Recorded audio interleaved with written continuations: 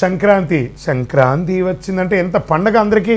చాలా ఇది ఆ నారాయణ సేవ చేసేవాళ్ళు, ఆ గోవులు వెళ్ళేవాళ్ళు, ఎంత అద్భుతంగా ఉంటుందంటే పల్లెటూరులలో అంతా చేస్తే ఆ గొబ్బిలు పెట్టి పూలు పెట్టి ఎంతో అందమైనటువంటి పండగ. దేనికోసం ఇది? అయ్యప్ప భక్తులు కూడా చాలా గొప్పది. భోగికి ముందు చేరాలి మకర సంక్రాంతి చూడాలి, చాలు చాలు మనకింకా వలదు వలదు ఇక జన్మ. ఇంత అద్భుతం తెలుసా? ఈ భోగికి ముందు అన్ని పాత నెగిటివ్స్ అన్నీ కొట్టుకోబోతుందంట. దక్షిణాయన కాలం పోయి ఆ సంక్రాంతి రోజు మకర సంక్రమణంతో ఉత్తరాయణ పుణ్యకాలం పెరుగుతుందట.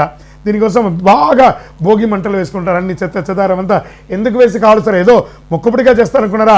మాలో ఉన్న దరిద్రం, కామ క్రోధ లోభ మోగ మదమాత్సర్యం ఈర్ష డంబాలన్నింటినీ అగ్ని రూపంలో కాల్చి మేము ఒక ఫ్రెష్గా మారబోతున్నాము. మకర సంక్రమణంతో సంక్రమించాలనుకుంటున్నాము. దక్షిణాయనం పోయి ఉత్తరాయణం పొందుతున్నాం. అద్భుతమైనటువంటి సమయం అండి.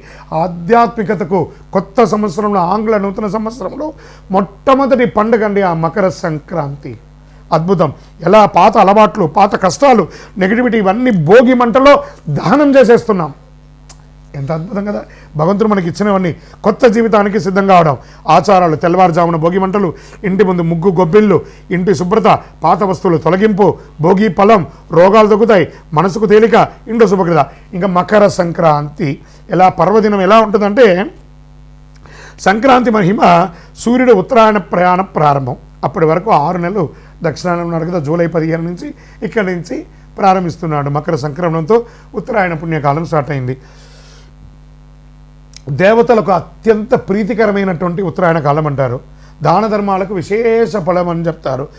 ఏ విధమైనటువంటి పితృదేవతలకు తర్పణం వదులుతారు కొంతమంది. సూర్యనారాయణ పూజ, ఆరోగ్యం కోసం ప్రార్థన చేసేవాళ్ళు మకర సంక్రాంతి రోజు ఆదిత్య హృదయం చదవండి, సూర్య నమస్కారం చేయండి.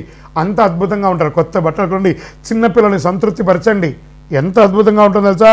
పాయసం, చెరుకు, ఇవన్నీ పొంగలి, ఇవన్నీ చెరుకు పెట్టి కుండల్లో, ఇవన్నీ పల్లెటూరులో చాలామంది ఇది చేస్తూ ఉంటారు. ప్రయత్నం చేయండి.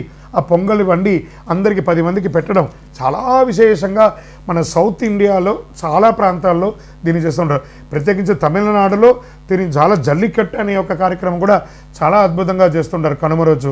ఈ సంక్రాంతి పండుగ చాలా విశేషంగా ఉభయ తెలుగు రాష్ట్రాల్లో కూడా చాలా చోట దీన్ని చాలా గొప్పగా చేస్తూ ఉంటారు. మరి ఈ యొక్క రోజులో ఏం దానం ఇవ్వాలి? బెల్లం దానం ఇవ్వాలి, నువ్వులు దానం ఇవ్వాలి, నువ్వుల ఉండ తినాలి. మనమందరం కూడా ప్రాంతీయ పద్ధతి ప్రకారం పతంగులు, గాలిపటాలు ఎగరవేస్తాం మకర సంక్రాంతికి.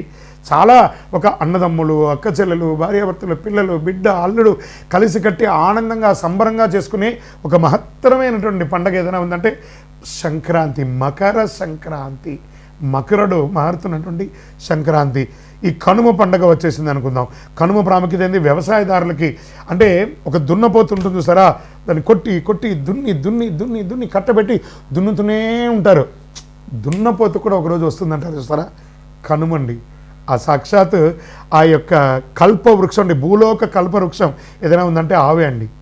ఆ ఆవునికి చక్కగా పూజ చేసి, ఆ చక్కగా అలంకారాలు చేసి, ఎంత అద్భుతంగా కనుమ భోజనం చేయడము, అందరిని పిలిచి సమబంతి భోజనం చేయడము, పశువులకు అలంకరణ చేయడము, ఆ పశువుల్ని కులదేవతగా ప్రార్థన చేయడము, హారతి ఇవ్వడము, పూజ చేయడము, ఆకుకూరలు పండ్లు అవన్నీ కూడా తినిపించడము, పశు వ్యాభివృద్ధి దాన్ని చేయడం వల్ల పశు సమృద్ధి పెరుగుతుందట, పాల ఉత్పత్తి పెరుగుతుందట, వ్యవసాయం పెరుగుతుందట. ఇవన్నీ కూడా అంత అద్భుతమైనటువంటి కనుమ రోజు ఆ యొక్క ఆవులకి, దొరలకన్నిటి కూడా చక్కగా ఇదేనే జల్లికట్టుగా కూడా చాలా అద్భుతంగా చేస్తుంటారు.